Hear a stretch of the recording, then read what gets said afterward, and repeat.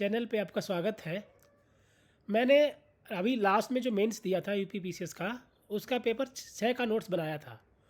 वो मैं आपको और भी अच्छे से ऑर्गेनाइज करके शेयर करूँगा। उसके अलावा भी घटना चक्र पूर्वावलोकन में जितने पीवाईक्यूज दिए गए हैं, उनका एक शॉर्ट नोट्स जैसा, जिसको आप इजीली रिवाइज कर सकें, क्योंकि अभी जितना समय बचा है उसमें आप 500-700 वाला पेज पढ़ना मुश्किल है। तो उसके लिए मैंने आपका काम आसान करने के लिए छोटे में नोट्स बना दिया है। उसका आप लाभ ले सकते हैं मेरे टेलीग्राम चैनल पे, जिसका लिंक वीडियो के नीचे रहेगा। चलिए आज देखते हैं कर्नाटक युद्ध। तो किसी भी टॉपिक पे हिंदी या इंग्लिश में नोट्स चाहिए तो आप मुझे टेलीग्राम पे मैसेज कर सकते हैं और यूट्यूब में प्लीज़ सब्सक्राइब कर लेना। कर्नाटक के 3 युद्ध हुए हैं। पहले युद्ध में 3 प्लेयर्स हैं, फ्रेंच, इंग्लिश और नवाब। इस युद्ध का कारण ऑस्ट्रिया में उत्तराधिकार का युद्ध चल रहा था, उसका असर इंडिया में भी पड़ा और ये दोनों फ्रेंच और इंग्लिश यहाँ पे लड़ने लगे। फ्रेंच का कंट्रोल पौंडीचेरी पे था, इंग्लिश का मद्रास में था।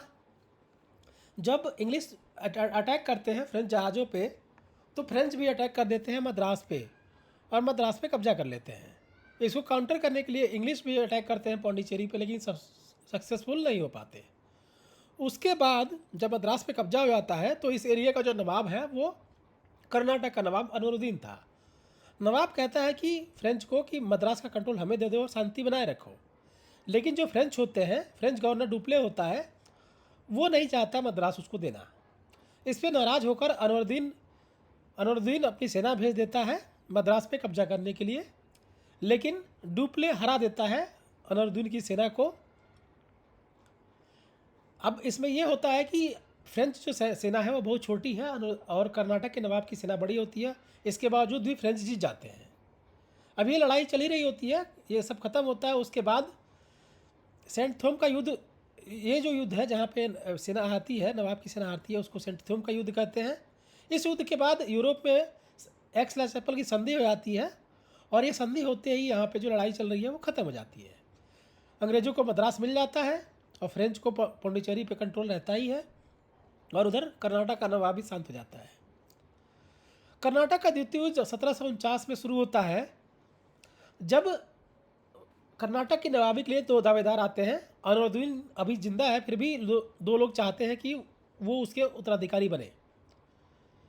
इसी क्रम में जो फ्रेंच होते हैं वो चंदा साहब की साइड है और अंग्रेज़ मोहम्मद अली की साइड है। ये दोनों कर्नाटक का नवाब जो था अनवरुद्दीन, उसके रिलेटिव है। अंबर का युद्ध होता है जहाँ पे अनवरुद्दीन को फ्रांस की सेनाएं मार डालती हैं और चंदा साहिब कर्नाटक का नवाब बन जाता है। इस लड़ाई के बाद जो मोहम्मद अली होता है वो डर के भाग जाता है, लेकिन इसके सपोर्ट में रॉबर्ट क्लाइव आता है और रॉबर्ट क्लाइव जो होता है वो आर्कॉट पे घेराबंदी कर देता है।